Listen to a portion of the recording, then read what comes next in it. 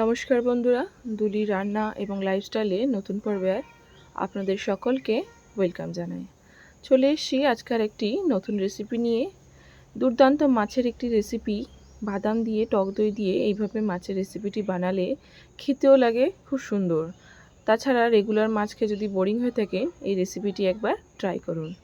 এখানে মিডিয়াম সাইজের 500 কাতলা মাছ পাতলা পাতলা করে কেটে নিয়েছি।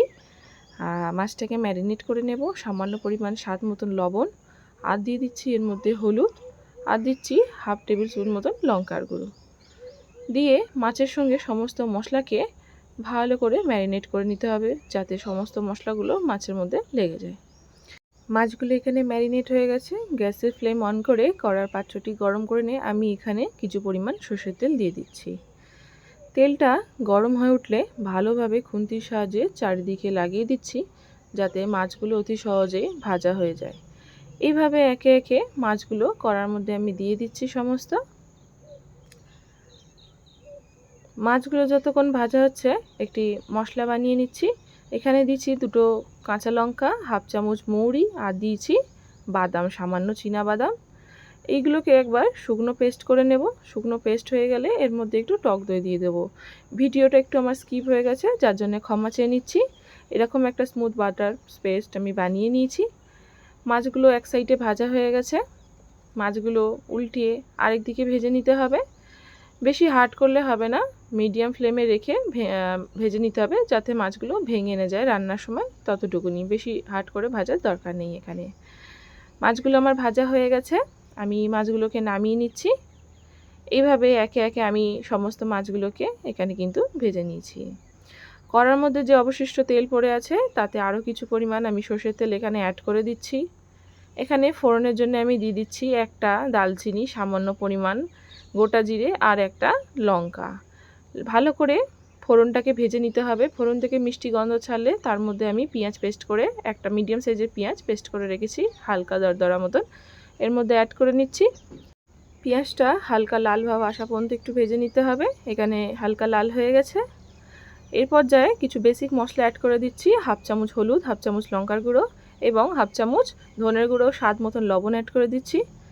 আর দিয়ে দিচ্ছি বাটি ধুয়ে সামান্য একটু জল। ভালোভাবে সমস্ত মশলাকে কিন্তু ঠিক করে একদম সঠিকভাবে কষাতে হবে। মশলার যেন কোনো কাঁচা গন্ধ না থাকে এবং মশলাটা যেন না পুড়ে যায়, তার জন্য সামান্য পরিমাণ কিন্তু জল দিতে হবে। দিয়ে ভালোভাবে সমস্ত মশলাকে ঠিকভাবে কষিয়ে নিতে হবে।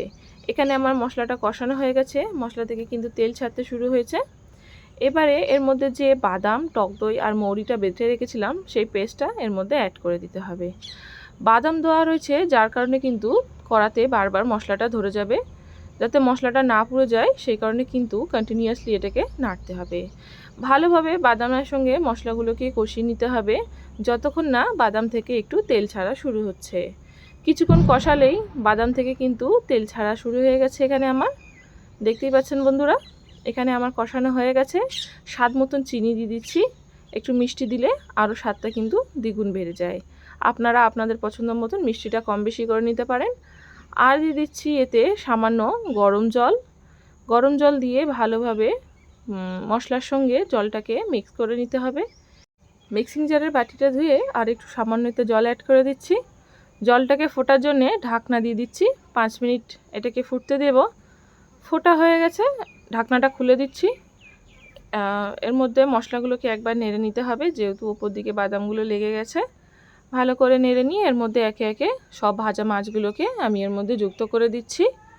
মাছগুলো দেওয়ার সময় ফ্লেমটাকে কিন্তু হাই রাখতে হবে, নাহলে কিন্তু মাছগুলো ভেঙে যাবে। এইভাবে হাই ফ্লেমে মাছগুলো দিয়ে ঢাকনা দিয়ে আরও আমি 5 মিনিট এটাকে কুক করে নেব।